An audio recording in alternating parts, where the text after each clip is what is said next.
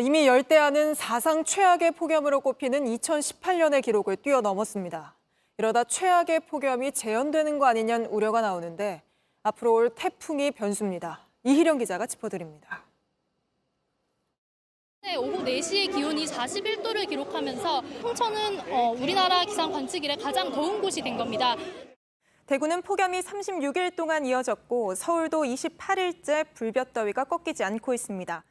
당시 한반도는 2개의 고기압에 둘러싸여 있었습니다. 올해도 마찬가지입니다.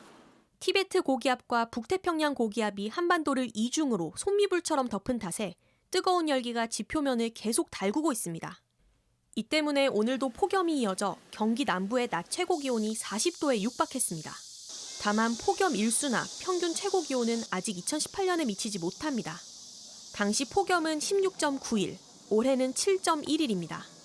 그럼에도 올해 더 덥게 느껴지는 이유는 높은 습도와 긴 열대야 때문입니다. 먼저 올해 평균 습도는 83%, 당시보다 훨씬 높아 체감 온도가 더 오를 수 있습니다. 평균 열대야 역시 12일로 당시 9.5일보다 더 깁니다. 특히 강릉의 경우 연속 17일로 1912년 이래 가장 긴 열대야를 기록할 정도입니다. 밤낮으로 더위가 계속되니 더 덥게 느껴질 수 있는 겁니다. 또 하나의 변수는 태풍입니다.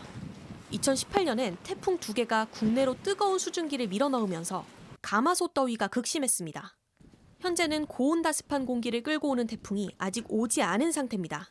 기상청은 앞으로 열흘 이상은 더 폭염이 지속될 걸로 예보했습니다. JTBC 이희령입니다. 어제에 이어 오늘도 40도에 육박하는 폭염이 이어지면서 역대 여름 중 오늘 전기를 가장 많이 썼습니다. 그러면서 전국 곳곳의 아파트 단지들이 정전됐고 에어컨 실외기 화재도 잇따랐습니다.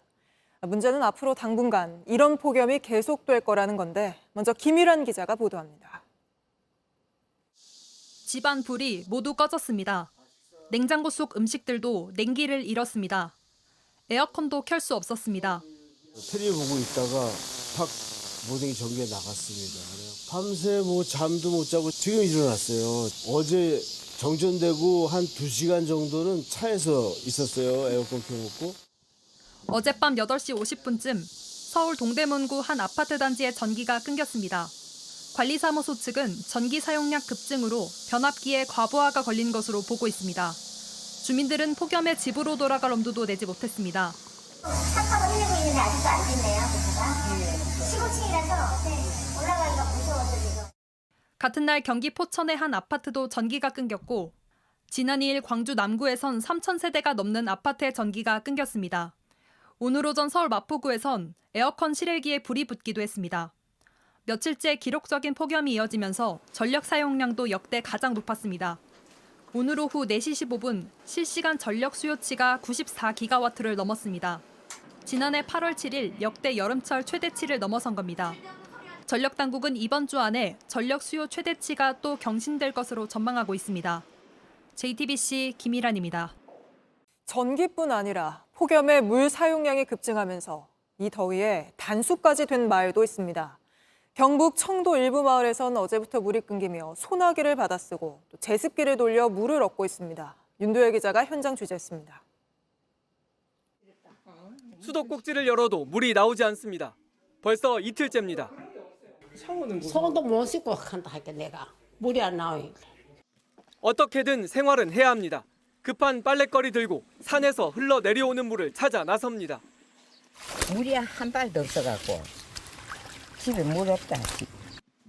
노인들이 모인 요양시설은 언제 한계 상황에 몰릴지 알 수 없습니다.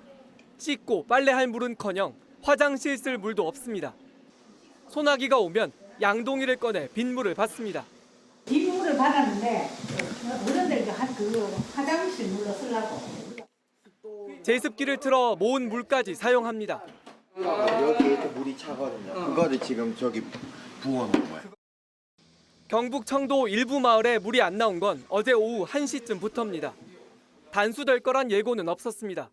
미리 전에 그러면 물이 조금 적게 나올 거다. 그러면 물을 확보해놓고 어른들 좀 불편한 게 없게 이래갈 텐데. 밤 10시쯤 되어서야 물이 끊긴다는 안내 문자가 왔습니다. 하지만 이미 늦었습니다.